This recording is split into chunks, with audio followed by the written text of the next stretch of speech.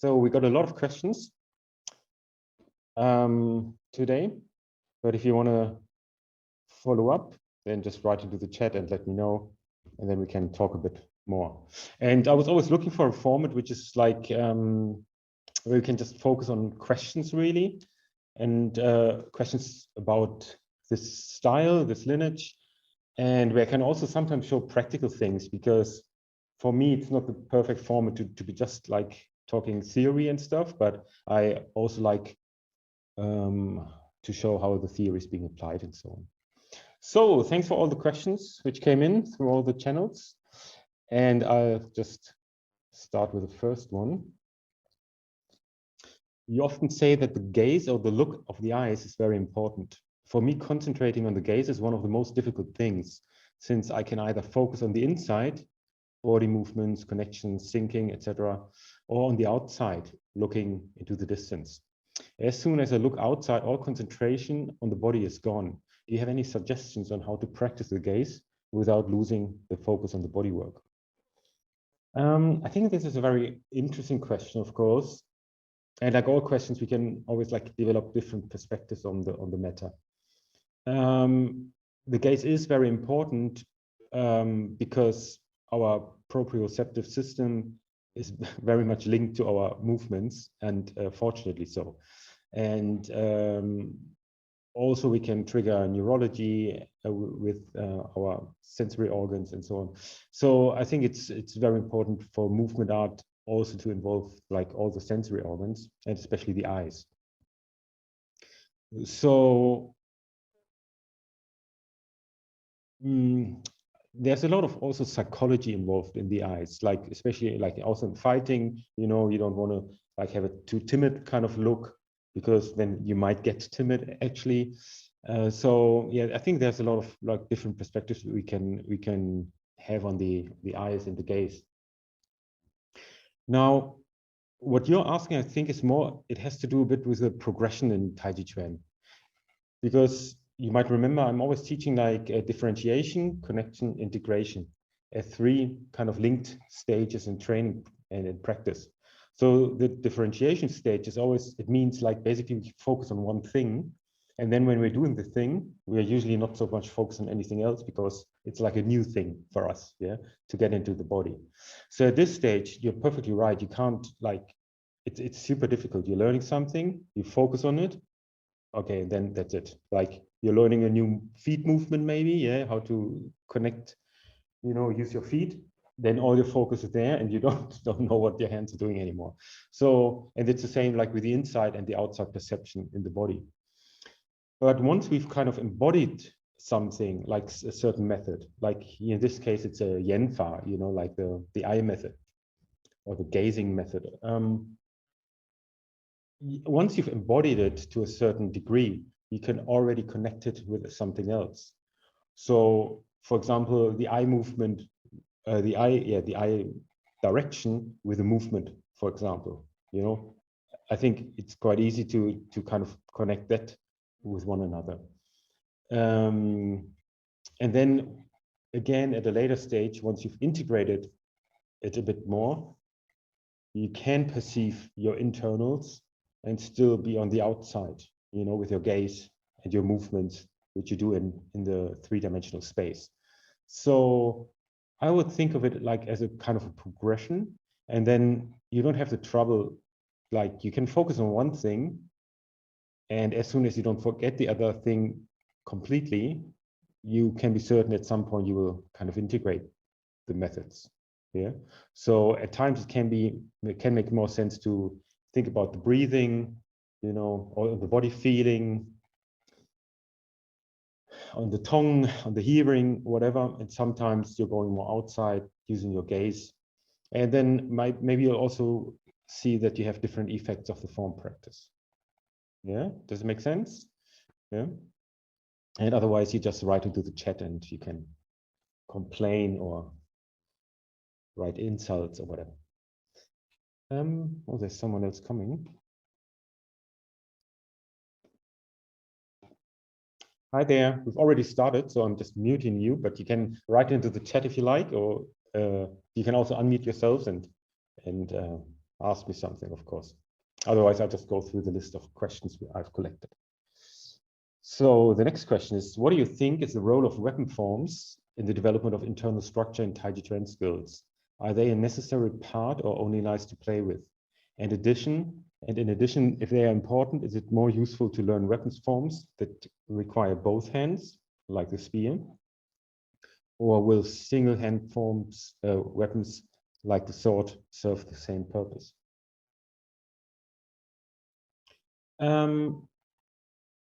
Different teachers will definitely teach different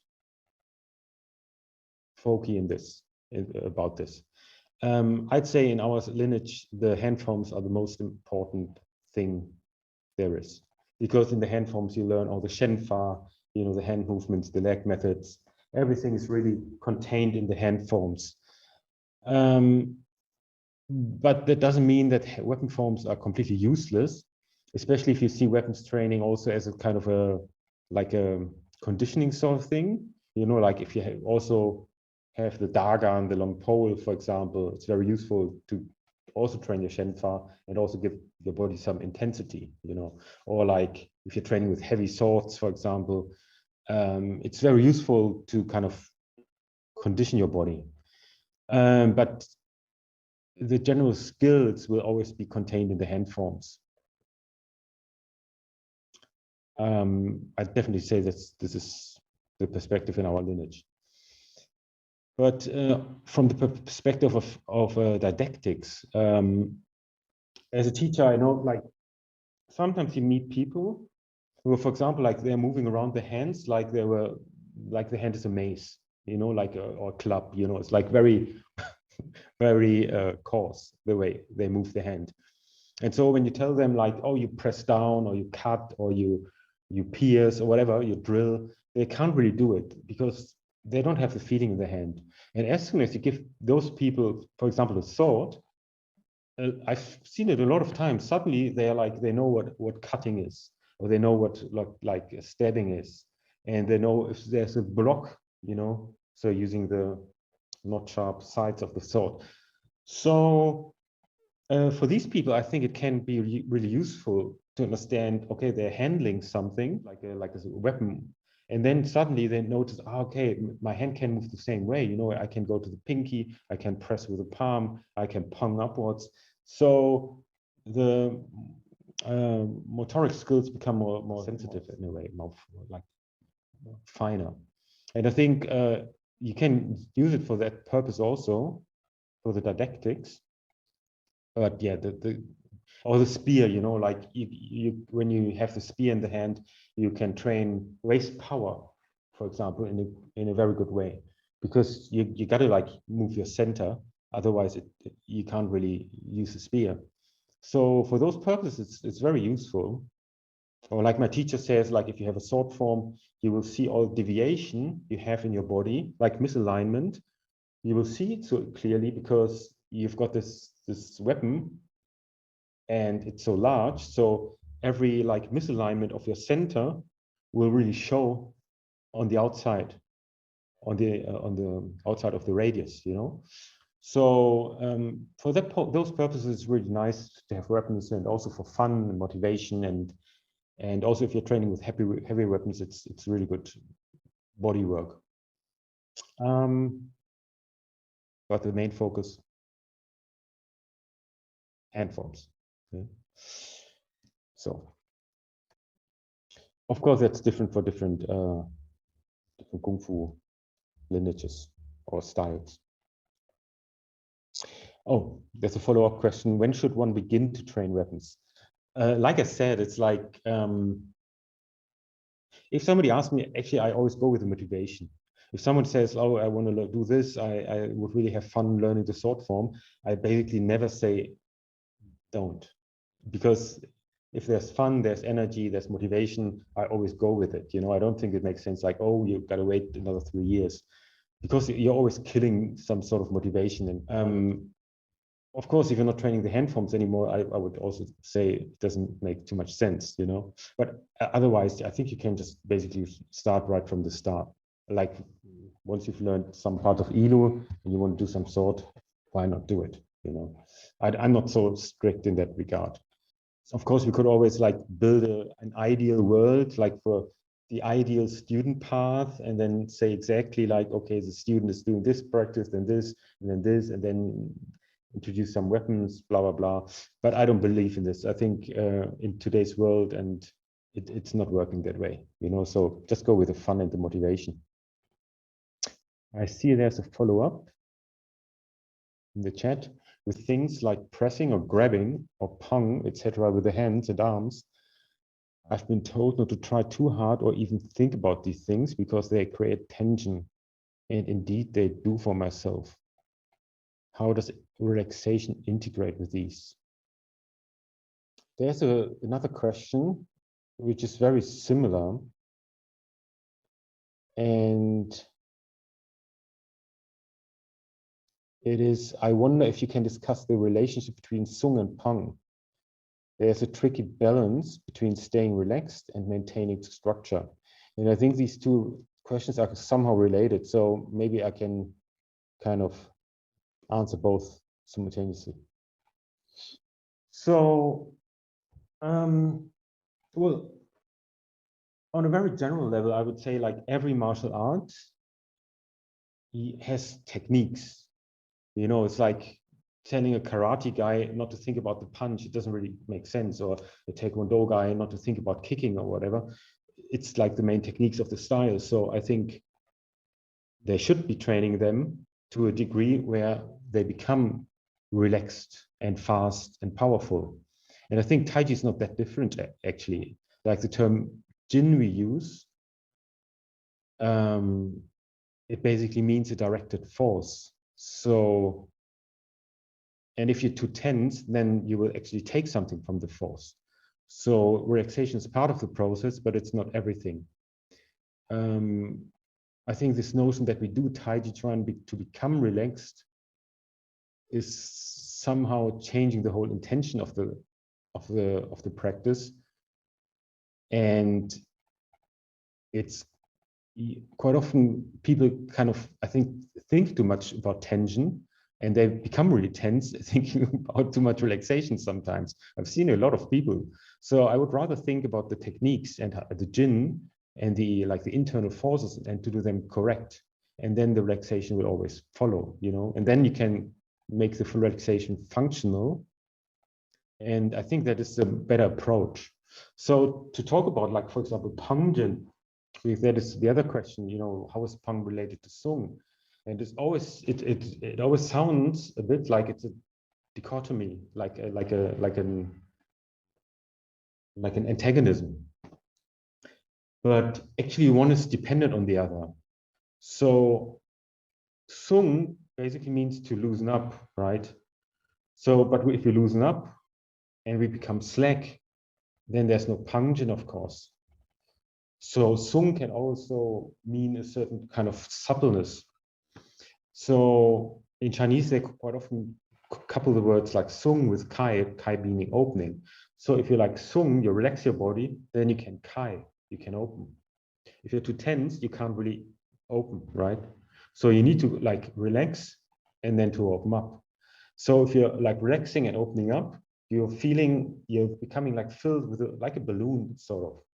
So now when there's resistance, you actually have more power.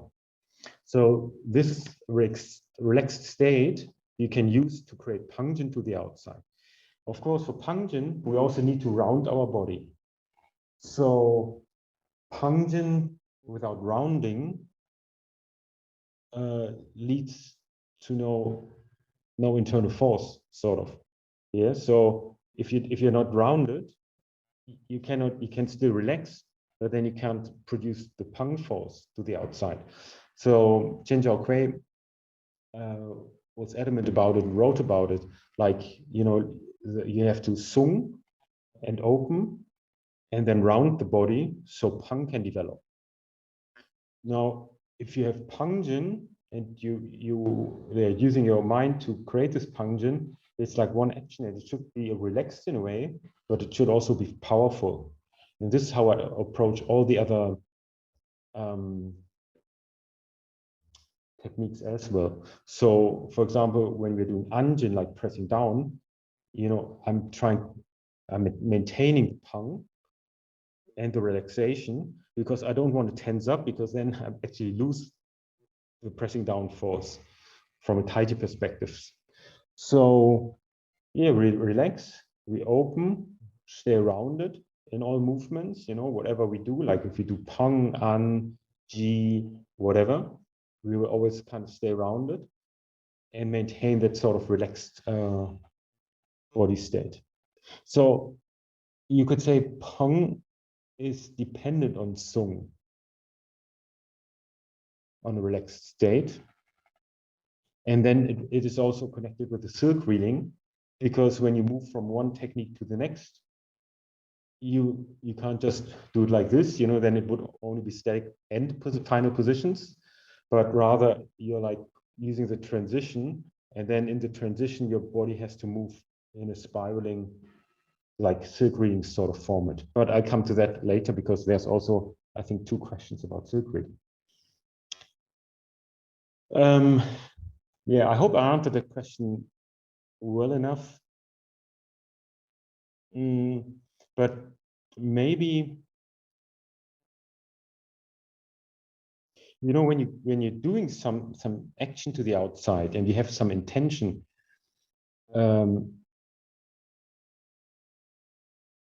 then probably it's good to create a habit of not tensing up, but rather to use the relaxation to actually have more power. And I think then you will step by step kind of relax more, because yeah, it's always about integration. Taichi is always about integration. It's not like this against that, but it's always like, how can we maintain these sort of antagonisms and make use of them? So relaxation is just part of the process. Yeah. I hope I answered it. Otherwise, just write into the chat, please. Oh, there's a follow-up question about the peng stuff. How does one practice peng with the relaxation you mentioned? Are there certain things to focus on? Oh, there's always, like, we could talk 3 hours about pungent, so that's why I was thinking, like, what makes sense. I really love your questions. I'm just thinking it's quite complex. So, well, to make it simple, I always teach like what would happen if we do exactly the opposite of what we want to do, because then you know what you don't want to do, and then you can slowly like not do it anymore. So thinking about like pungent, like take this gesture, which is like a standard pung position sort of. Now we think, okay, we're tensing up. Yeah, we're tensing the muscles, like the shoulders probably become tense, the biceps will become tense. We're tensing up like this. So now, if there's force coming, you might hold it from the static position, but of course, you're becoming quite stiff in a way. You will not be able to move because, yeah, we're tensed up. So to move, we have to kind of get rid of the tension and then do something else, right? So it's not like super high level to do something like this. Yeah, it's more like one of the, like a freeze position, almost like a fear position. You're like, something happening, so we're tensing up. So now, if there's somebody pressuring us and we want to have even more power, but also stay mobile, we can slowly go into the relaxation. We're opening up the joints so we can move the joints a bit, and then go into an almost like yogic sort of internal stretch. So from here, we're like stretching out here. So if this is tense, we can't really stretch out, right? So we're stretching out the back of our arms, we're stretching out the upper arm, letting the shoulders sink down. Then we can go to the 7th vertebrae on the back, so we can kind of straighten it up. So we can also pull out to the other side and become wide, relax, relax, relax. So it's more like the Sung Kai, like the relaxation, opening, and then stretching because of the roundness. And then slowly our body will kind of adapt to this sort of state. And then it will, because it's quite powerful actually, it will also, this will become like our new habit. And then for the relaxation, of course, we need the thinking of the, what they say in Chinese, like you're thinking the qi. So like the breathing, we have to make it kind of deep. So our body core becomes the center of our movement, you know, because otherwise, quite often we will have hold the chest to like kind of stiff. And then this is a horizontal chi because you're kind of basically blocking here. And the diaphragm is not really connecting your upper torso with your lower torso. So using the breathing, using the diaphragm, and then from here you can expand more, keeping the base of our torso more stable. Yeah, so syncing the chi would also be one of the requirements, I'd say, to create peng as we want to do in Taijiquan.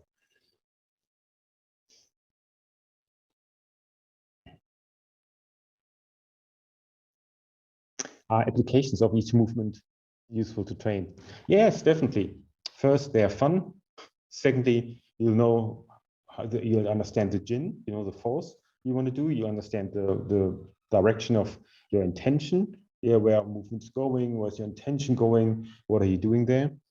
So applications are like if you do applications for form practices, I always call this like Jungfa, like application method. So what we shouldn't confuse is application methods with fighting, because once you've learned all the form applications, of course you can't fight.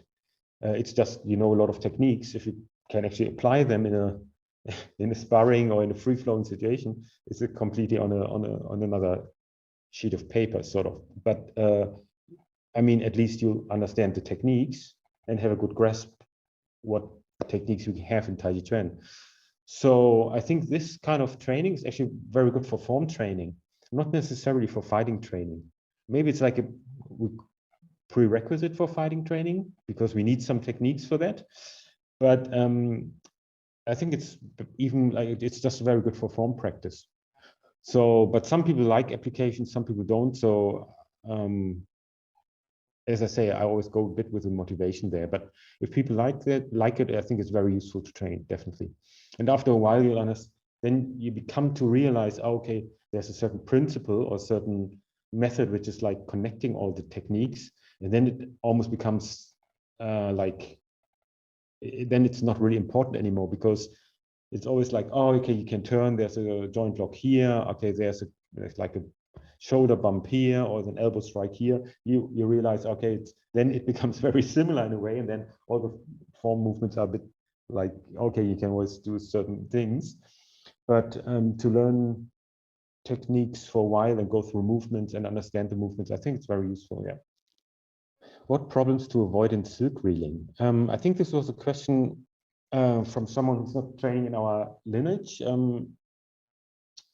which is not a problem. It's just like silk reeling, I think he refers to certain basic exercises, and we're usually just calling them basic exercises because silk reeling force should be in of course, all movements in Taijiquan. Think about, I go from bottom upwards. Yeah? So one of the most important aspects is the feet shouldn't be moving around too much. Yeah?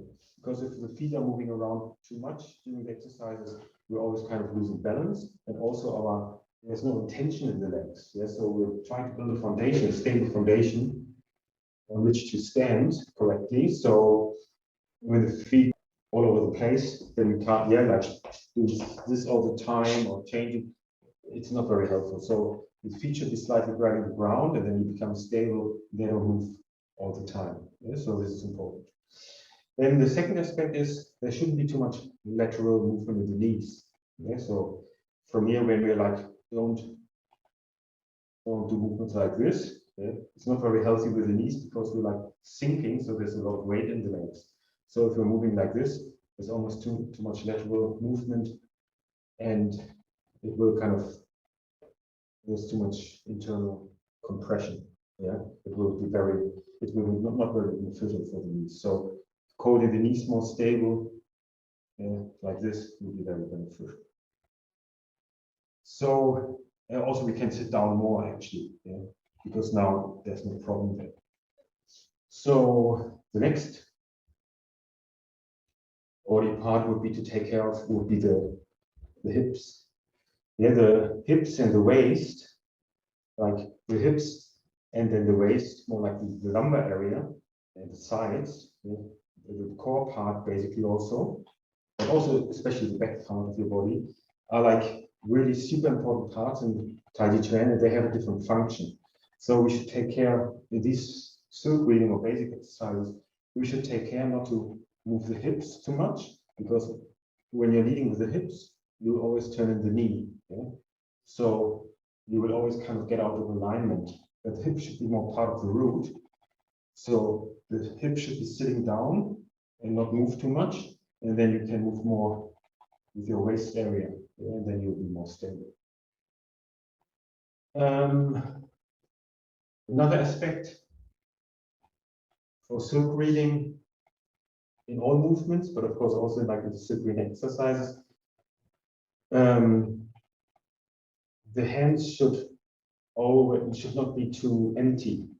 Yeah, we should try and like elongate the internal jin so it reaches our fingertips. So if the hands are like empty, there's not enough punch in here, and then actually everything is always getting stuck in the shoulders. So you need to open the shoulders, use the elbow, and then use the elbow to drive the hand. So now there's an internal kind of alignment, and then the hand can take shape and create certain jin to the outside. Yes, so don't keep the arms too relaxed.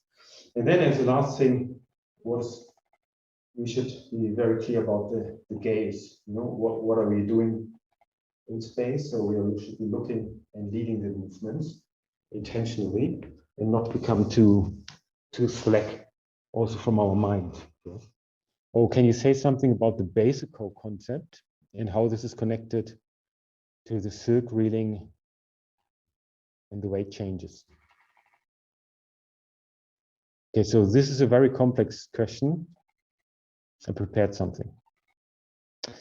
So beisikou, bei means back, si means silk, and ko means something like buckling something, you know, and quite often it refers to like the old way how to kind of connect shirts and stuff.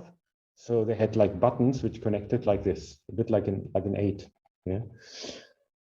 So it's a bit like an esoteric term, and the first time that I know of, it was mentioned in written works. It was actually in a Jiaobao manual by 1935 from a guy called Du Yuanhua. He was a Jiaobao master, and he also knew Chen-Stil. I mean, the villages are very close to one another. So, and he published a book in 1935, and the first time in written history it was the term was mentioned. So it's very difficult to translate. You know, it means like back, silk, buckling. You know, I think we should use it maybe more like an image sort of. And he wrote, beisikou is like the mother of Taijiquan and permeates this art of boxing as a skill from beginning to end. The theory and this song teaches people to use only concurrent and countercurrent methods of beisikou. So it's, as you can see, it's very related to silk reeling actually. And he had this drawing in his book. And then on the right side, we see drawings. I think he was showing like hand movements and so on, and how the hand moves in also like circles and S forms and C forms and so on. And on the left-hand side, it's also like the C and the S. Yeah, so it's like a Taichi symbol, almost like the middle of the Taichi symbol. And he's relating it to the yin and yang changes to and fro. So beisikou, to make it more like practical for us, you could say in very simplistic terms, beisikou illustrates a method of moving our weight from one leg to the other one. And this is being transferred to as an 8. Yeah? So we store energy here. We could say like this is like the yin. Yeah? And then from here, we're like releasing the energy. And then our internal force moves around here. It stores in the foot. And then it's drilling up again via the pelvic floor, the yin point. And then it's moving there. So it's like a 3-dimensional 8 is storing yin, and then yin becomes yang, and then the other side becomes yin. Yeah? Like speaking in a, like more esoterically now. So this is how basically we are like binding the forces in the legs and spiraling them around. Yeah? So this is, and then because our weight change is connected to our dantian. So actually dantian is kind of driving these forces downwards, they're connecting them.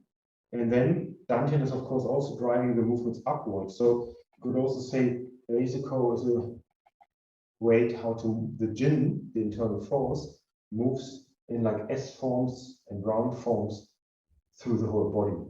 Yeah. So it also beisikou also shows in the hands, you could say, because of the spiraling. So I think it's a very interesting concept. You know, it's like, you know, one hand it's esoteric, it's also very practical. Yeah.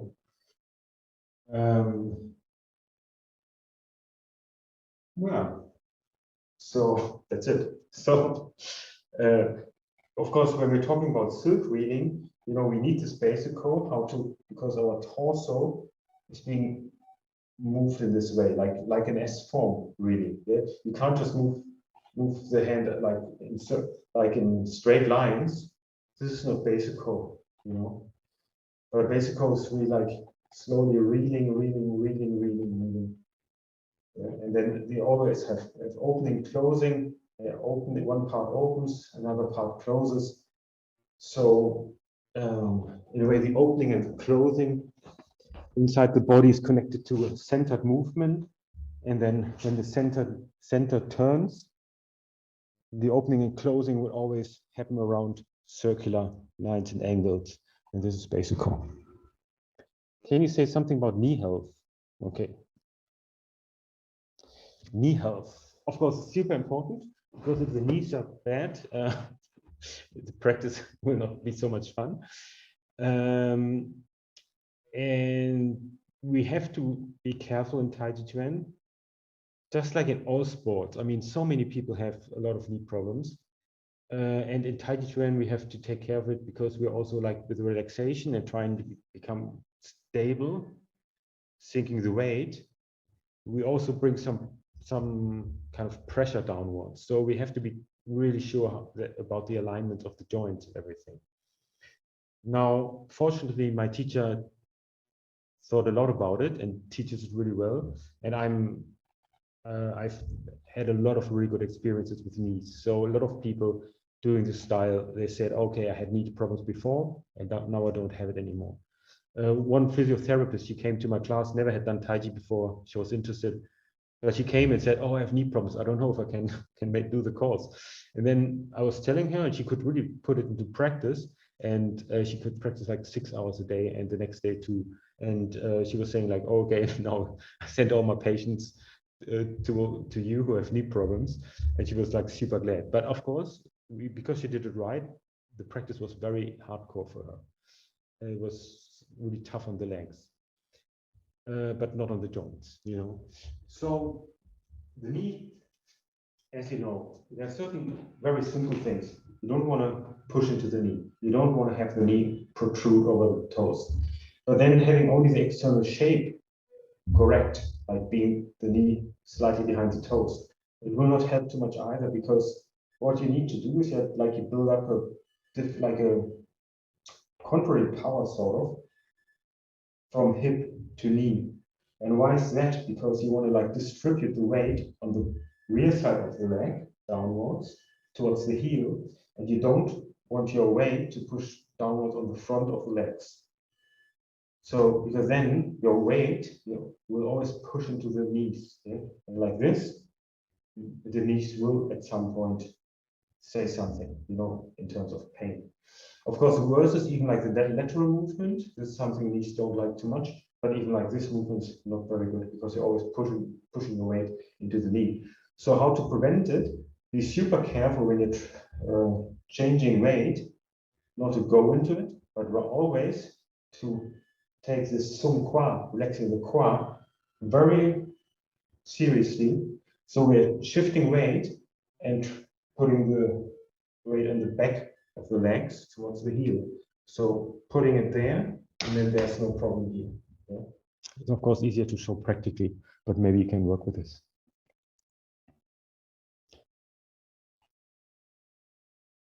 This is perhaps related to beisikou, but for a person coming from Chen Taijiquan background, it's definitely very detailed. How should one begin to progress toward that, especially with regard to weight shifting? Beisikou is like, it's a very advanced concept, I'd say. It's not something I'd tell someone who comes to my class Thursday, wondering why I only have like 2 students. The way to approach this is really like teach the correct width of the stance. We have like shoulder wide stances and we have over shoulder wide stances. Over shoulder wide stances are 2 shoulder widths. Yeah. So like you have one arm stretched out, and that is the maximum width you should go. If you go further than that, you will not be able to properly do the weight change and everything. So we have to be really strict about this, Just like the Vitruvian man from Leonardo da Vinci, this is a radius in which you move and you don't want to go outside. So having set this down, you can, having like fixed this, you can from one side go to the other side using the back arc. So you don't think about beisikou too much, but rather like if your coccyx, you would elongate your coccyx and put a pen on the bottom. You're changing, it would always draw you on the floor, So the changing weight, changing weight. Okay? And then the feet are basically parallel. They can be a bit open, but not too much. And then you can always change weight like this. Okay? So the legs don't move too much. You have closing on one side. And then when you're pushing, it's heel power. So like with heel power, you're going to the other side and then closing this. And then you have heel power there. And then you can train the legs. And they have they will develop like an inside spiral. If you practice like this, you will create a lot of like internal stretches in the qua. And this will help your qua, your hip joints and your pelvic floor and everything to kind of open up and become more stretched out. And so you can relax your whole body more and sit down better. Yeah, because the foundation is so strong. And then slowly you can go from there from the U sort of weight shift to go into more other kinds of weight shifts. But they will also like naturally develop. That was it. 5 minutes over. I think that's still okay. I hope you're all had a good morning or evening.